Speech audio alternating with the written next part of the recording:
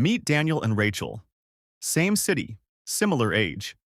If you sat them both down at a dinner party, you'd probably guess Daniel was doing better. Daniel earns $200,000 a year. Rachel earns $60,000, but Daniel has $80,000 in debt and nothing invested. Rachel has spent the last 5 years quietly running the same simple system every payday, without fail. Rank them by actual financial position, not by salary, and Rachel is ahead. Not narrowly ahead, meaningfully ahead. There's one number that explains that entire gap, and almost nobody tracks it.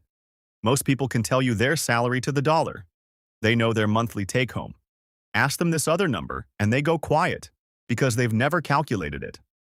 By the end of this video, you'll know exactly what that number is, why it matters more than your salary ever will, and how to start tracking it tonight. One number measures flow. One number measures accumulation. Salary is flow. It tells you how much money is moving through your life. A river can have a powerful current and an empty reservoir. The current is impressive. The reservoir is what matters. Net worth is the reservoir. Total assets, investments, savings, property, anything of value you own, minus total liabilities, mortgage balance, car loans, student debt, credit cards. The number that remains is your actual financial position, not what's coming in, what you've kept. Daniel is the current. Rachel is the reservoir. His income is loud. Her number is real. Income is impressive. Net worth is the truth. The salary is visible. It's on the contract. It's in the conversation at the dinner party. It's the number that social comparison runs on.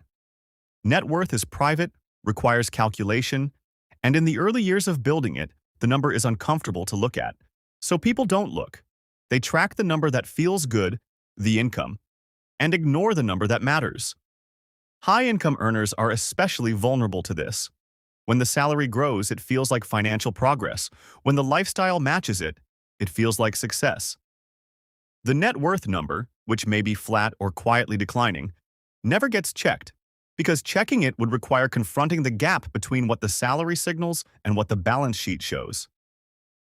That's Daniel, right now, tonight, if he doesn't look. Here's the strange part. The moment most high earners actually calculate it, the number is worse than they expected. And that's exactly why they avoid it in the first place.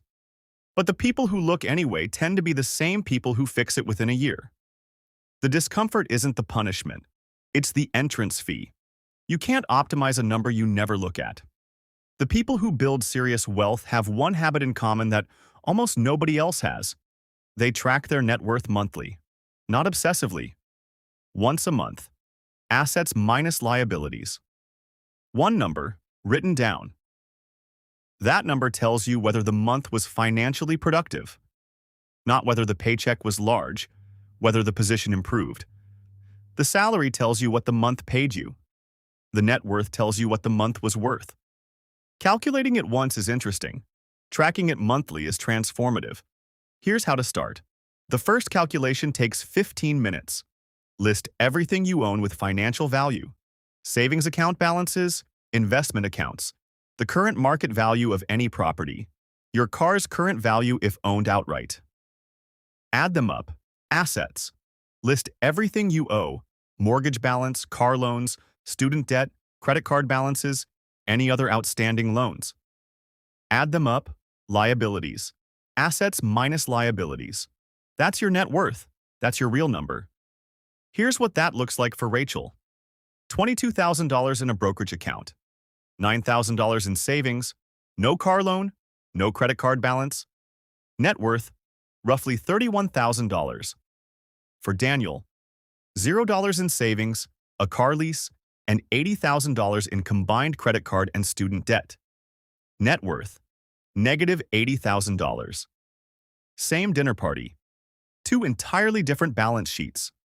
Now set a recurring reminder, once a month, same day, to update it. 5 minutes. The number changes as investments grow, debts shrink, and savings accumulate. Watch it long enough and it starts to behave differently from your salary. It doesn't stay flat during months when no raise came. It grows quietly in the background, compounding whether you thought about it or not. Keep the tracking itself simple. A single spreadsheet with 2 columns, assets, liabilities, works better than any net worth app because the small friction of updating it by hand is exactly what makes you actually look at the number instead of glancing past a notification.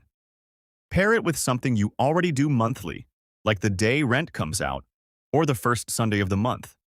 The trigger doesn't matter. The consistency does.